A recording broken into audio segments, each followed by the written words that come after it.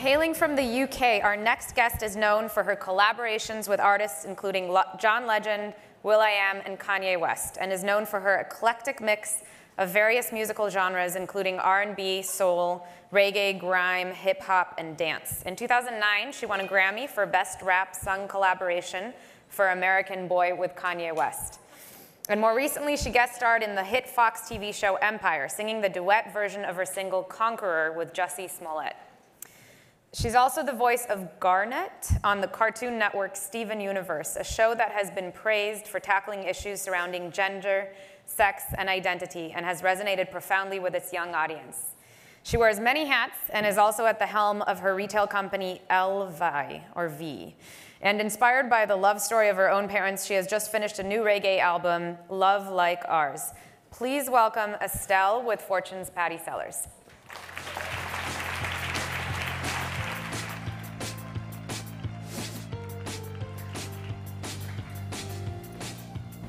Thank you, Michal. Hello, everyone. Welcome, Estelle. Hi. Estelle's Soiree, in case you were wondering. Estelle grew up in West London, the second of 9 children. Yeah. It's a little confusion out there because I read a story that said eight children. Yeah, it varies. It varies. People just pick a number and roll with it. They kind of can't believe it. That's what it is. So your mother is from Senegal. Yes. Your father is from Grenada. Uh-huh. You grew up in a very religious household. Yes. And you were kind of limited in terms of the music you could listen to, weren't you? Yeah, they pretty much, you know, when I was a very small kid, my parents were like, whatever you want, you know, like reggae music, whatever, Bon Jovi, Wham, Duran Duran, it was cool. And then we got to like 7 or 8, and we started to go to church, like Pentecostal, Kojic, Baptist church. And so my mom was like, no, none of that anymore. And what you're gonna do is everything gospel and change the words if you need to, but it's gonna be gospel. So, I mean, Brandy's song Best Friend was out, and we would change the words to Jesus is my best friend, you know, things like that. It was real life, yeah. So I got my ground and I got my the musical education from all of that. Uh-huh. Yeah. And you listened to a lot of gospel music, and you kind of snuck in other kind. And what kind of, if you could just indulge, what kind of music were you listening to when you were growing up? I mean, it would be like the Winans, and then I'd be listening to SWV. It'd be like Jodeci, and then like Kurt Franklin. It'd just be a whole confusion. But it was great. I liked it. And then what brought you, when did you come to the United States and why? Oh, wow. Okay, so I came here 2007. 10 years this year. 10 years, because I was embarking on my second record deal. Mm-hmm. I already had a deal in the UK. We had done so many great things. Oh, sorry. Done so many great things. And then, you know, I got to a point where they were telling me to move in a direction I didn't believe in. And I said, please let me go. I happened to have had John Legend on my first album in the UK. And he said, I want to help you with the next album, you know? And when I went to the label to tell them this, they said, who? John Legend at this time had won like 3,000 Grammys. You know, it was just such a confusion. I was confused, he was confused. So when I said, okay, so let me go. If you don't get that, I don't want to be here, let me go. And what direction did they want to take you in? Well, it was just opposite. My whole career, I started as an independent artist. So I had my own label. I looked up to Jay-Z and Puffy, literally, and, you know, read all the books and whatnot. Got my own distribution deal, did what I had to do to become an artist. When they were telling me that, they didn't understand what I looked like and what I was trying to do. Made my way up in the scene and in the industry in the UK. Won on my terms. We had 2 top 20 records. Things like that were unheard of for, you know, a young girl on her own label, pushing her own thing, you know, from the hood. There are hoods in the UK. Okay. And your first album was 2004, and you were how old when you? I was 24. Okay. But prior to that, we'd had our own things. We'd done so much. I say we, it was me, my manager, and like a press person. And we'd done so much that we, you know, people really respected it. And I didn't realize what we were putting into space and putting into time and putting into play at the time, but we were putting in sort of a legacy of young women that would come after me and be like, no, I'm gonna do this on my terms and I'm gonna do this the way I wanna do it. So you felt you were a role model back then? Not really, I just knew I had a very... You're talking as if you felt that. Now, I see it now, I see what was happening. But at the time I was just very clear about who I wanted to be and what I wanted it to look like, you know? And they didn't get it. Or they got it and then they wanted me to change it completely because they started to see the money behind it and they thought, well, if we add ourselves or our usness to it, well, maybe. And it was like, it didn't work. So you strike me, Estelle, as someone who has constantly, I sort of have become a little famous for this, for not thinking about your career as a ladder, but thinking about your career as a jungle gym. And always be looking for opportunities, like having great peripheral vision. Yeah. And you have done that. And so you came to the United States, you were in LA, you spotted Kanye West where? At Roscoe's, because... At Roscoe's Chicken and Waffles in LA. I like Never met the man. Basic. And what did you do? Well, I had literally been praying like for a period of months before. I heard his mixtape and I was like, this guy's amazing, but I want to meet John Legend. And I did. I love his voice, it's brilliant. He's still a very good friend, love him to death. And I literally went down, I'd come over to record, invested my own money, and I went from the hotel down the street to Roscoe's, and they happened to just be there. And so I was like, hyperventilated for 3 seconds. The two of them together. The two of them eating chicken, just chilling. And I'm me, I walk in like, okay, don't be a groupie. Just, you know, and I walk outside and I was like, please God, if you're there, please God, let Kanye come out so I could say something. I didn't know what the something was gonna be. And I literally turn around and he's walking out on his phone. I was like, thank you, Jesus, okay. Hey, I'm a big fan of you, but look, I wanna meet John Legend. Is he in there? and it just kind of went from there. I think he was kind of like, I looked very tiny. I was half the size I am now. It's a whole thing. I wear big clothes on purpose. But I was this girl, and I was short, and I was this little girl, and he was looking at me like, what? You know, and I think he was more impressed by the goal I had. Yeah. You know, and just the audacity of being like, cool, you cool, but where's And then John? you did American Boy with them like a year later. Exactly. So you must have had an impact. Yeah. I think the thing with them and me and John and Kanye and our whole interaction has been respect. Because during the whole period of time, I would go out on the road and I would pay for my own tours and John had me out on the road and I paid to be out there to make sure that I was seen in the right space, in the right light, you know? And they saw me working. They didn't see me saying, hey, put me on, you know? They were like, she's out here, you know? I would be where I needed to be, turn up, do my thing, do well, be at studio, the first one there, the last one to leave, you know, really put my time in. Because the one thing I never wanted anybody to say was that I got on because I look or because I was trying to, you know, do anything ridiculous, which is flagrant in music. You know? Right. So, you know, I put in the work, and it's second nature to me. It doesn't cross my mind to do anything else, you know. So who has a question? Among your fans out here. I'll keep asking if there aren't any questions. Fellow Brit supporting you here, Estelle. Hey, how's it going? Scottish accent, by the way. So what advice would you have to others that want to follow, you know, the creative path, whether it's singing or becoming an artist or anything like that? Like, what are the top 3 tactical things they could do? Let's say they're at high school that you would say, these are the 3 things you must focus on. First thing, make sure you love it. Go through whatever experiences you have to do to deduce whether you love it or not.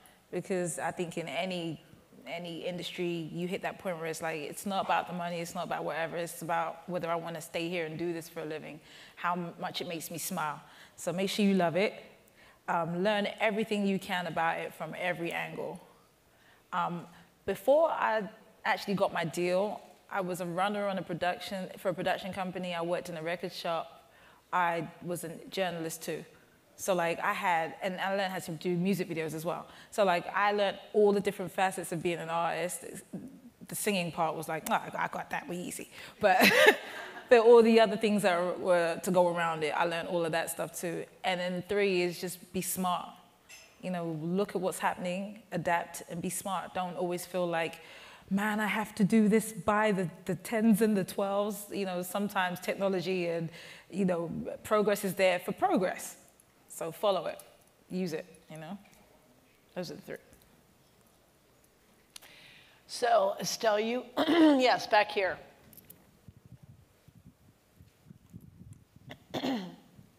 Hi, Estelle. Melissa Kilby here. I run Girl Up at UN Foundation. I think you sang at our launch. I did.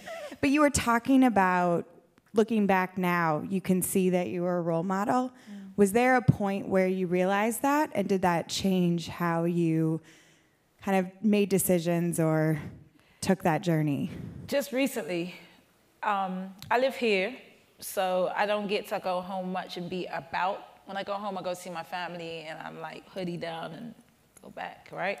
But I got to go home for a few days, and I went and hung out, and it was Fashion Week and whatnot.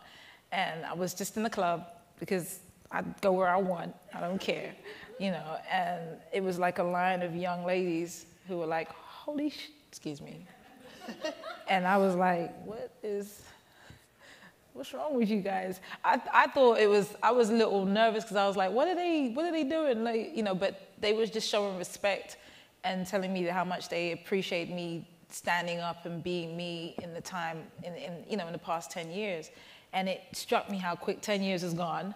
And second of all, it was just like, oh my goodness, like there's a whole new breed. And I'm looking at them on internet, I'm looking at them on socials like, oh, they're so cool, they're so dope, look at London, oh my God. You know, I'm supporting them wherever I go and shouting them out. But it was just a level of respect, and people really looked up to me. And I'm still just weirded out by it, but I see it and I appreciate it. You know, though, it seems to me, just kind of learning about your career, you've positioned yourself as a role model in some unconventional ways. And one of those ways is, so Estelle is the voice, one of 4 main voices on a very, very popular cartoon called Steven Universe on the Cartoon Network. It's the first show that they've done that is actually created by a woman. Yeah. It's a very LGBTQ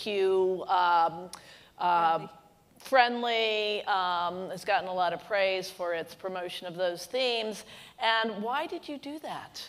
Well, this is how it happened. I called my people and I was like, look, I want to do a cartoon. I just feel something was just in my spirit. Like, I want to do a cartoon. I want to be the voice on the cartoon. I want to be a voice on the cartoon. And my agent called me and said, look, there's this new cartoon. It's not going to be tons of money. I was like, well, what's it about? And she told me, and I was like, oh, this seems, I could do this. This is the oldest sister taking care of everybody. Oh, it's easy.